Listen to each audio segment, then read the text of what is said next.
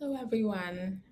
Good afternoon to you all. I hope you're having a wonderful day so far. So, today we're going to be talking about immigration updates. Of course, US immigration law updates, what's the latest scoop, but we're going to be focusing on um, something that you should all know. It's bad news, but it's okay. We'll take it like that. So there's an aspect of good news and then there's a related bad news. So please stick with me. And for those who are watching me for the first time, my name is Attorney Akua, and I'm an immigration attorney based in Northern Virginia, but we represent immigrants throughout the United States. Okay. So please make sure to hit that subscribe button, like, comment, and share this video because it will benefit at least one immigrant in your network. Okay. All right, guys. So you guys remember that in the year 2020, the world suffered a pandemic, a global pandemic known as COVID, right? And the name was COVID-19 because it was discovered. The virus was discovered in 2019.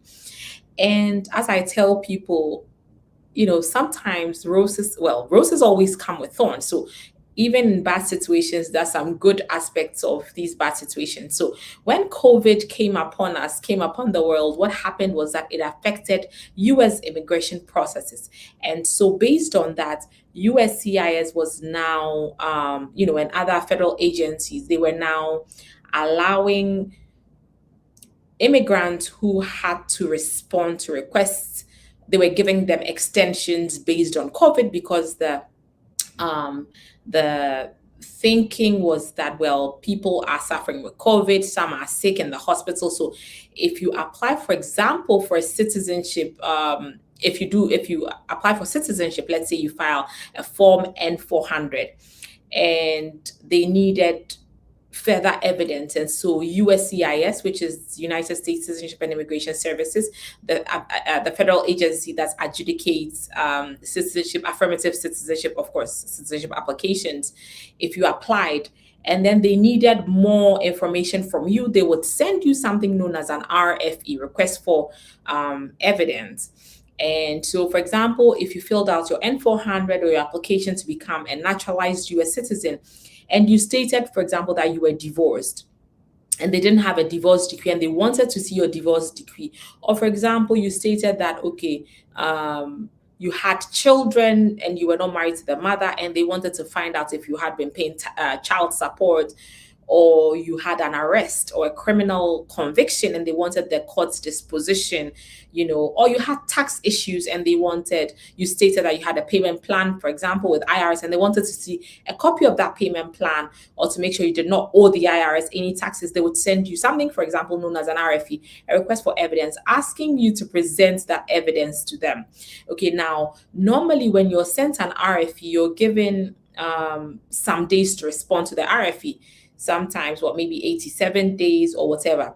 Now, because of the pandemic, the COVID pandemic, USCIS was now allowing an additional 60 days for people to respond to their request for evidence and other requests that they sent out to immigrants. So this was very good news. So we're going to be going into detail about the latest update. So since March 2020, USCIS was allowing for flexibility in responding to agency requests. They would give you an additional 60 days, an additional 90 days, but now no more. Now, the party is over, and after July 25th, 2022, USCIS is no longer going to allow flexibility in responding to these requests. They are not going to be given additional time for you to respond to these requests. So this is bad news, but at the same time, it's kind of good news because you realize that now the COVID, we're no longer in a pandemic, things are much better. So that's the sunshine to it. But the other aspect is that now when you file an application, you have to be ready, to respond to agency requests. If they ask you for further evidence or they send you a notice of intent to deny, you have to be ready, to go with your defense or your rebuttal. Okay, so now let's go into the scoop. I had wanted to share my screen of the the alert by USCIS, but I'm not sure what's going on. My Firefox refused to share the screen, but we'll make do. Okay, so guys, if you have questions, you can drop them and I'll try to respond to them once we're done. Okay, so after July 25th, 2022, flexibility for responding to USCIS requests and for filing forms I-290B and the N336 will expire. I-290B is, for example, if you are trying to file a motion to reconsider or something like that, there's a denial and you're trying to do a motion to reconsider or a motion to reopen. N336 is a motion for rehearing, I believe, for citizenship applications. Okay, so this is the final extension. The most recent extension that was granted, it's ending July 25th, 2022. So if you receive any kind of letter from U.S. Immigration and there's a date and you're supposed to respond to them, if the date of the decision is July 25th, 2022, the extension no longer applies to you and you have to respond within the deadline that you have been given. You see, so during the extension period, if you were given a deadline, you could add the additional 60-day grace period to it. But now you stick with the deadline. The deadline is very, going to be viewed very strictly. So you have to comply with the deadline. No more flexibility. Okay, so let's talk about some of the types of queries that USCIS would send to you and which these deadlines or flexibilities apply. Well, the flexibility for the deadlines apply to which no longer apply, okay, which flexibilities no longer apply. So the USCIS extended the 60-day period for responding to certain agency requests, and these included 1, request for evidence. Number 2, N14. These were the continuations to request evidence. These apply to citizenship or naturalization applications. When you see any type of requests for further evidence or an agency request that begins with N something, it means that it relates to the citizenship process or the naturalization process. So N14, if you go for your let's say you go for your naturalization interview to become a US citizen, and then you attend the interview and then they ask you, okay, you've been divorced previously, we don't have a valid divorce decree, we see that you're recently remarried and it's based on the marriage you're applying for your citizenship, they can issue an N14. It's a continuation to request evidence to make sure that you get the required document so that they can continue with your case, adjudicating your N400 case. Okay. Then the next thing is the notice of intent to deny. That's when you file an application and then USCIS says that we're just about to stamp denied on your application. So hurry and send us something or anything that will make us change our mind, something that will meet the legal standard that will help us, approve your application. Okay, so that's the NOID. And then there's a notice of intent to revoke also when they normally approve a petition for you, such as an I-130. And then USCIS or US Immigration finds derogatory information about you or about your case. And then they're like, we approved your case, but we are giving you a notice of intent to revoke that approved petition. Okay, so that's that. And then notice of intent to rescind also. Normally a favorable decision has been given to you and then they now want to rescind that. Notice of intent to terminate regional centers. I believe that applies to the EB5's investment applications. And then 7, motions to reopen an N400. Pursuant to receipt of derogatory information after grant. Yeah. So sometimes you can be granted citizenship. Your citizenship can be approved. And then there's going to be a motion to reopen your N400. So sometimes I've had people consult with us and they've been granted their citizenship. They go for the interview. Everything is fine. They've been granted they've been told that everything is fine. We're going to be sending you a date for your oath of naturalization. And then they go home and then they go slap their wives and then, they're arrested. In between the time you are approved for citizenship and the time you swear or you take the oath and promise to uphold, the Constitution of the United States, if you commit a crime, then they have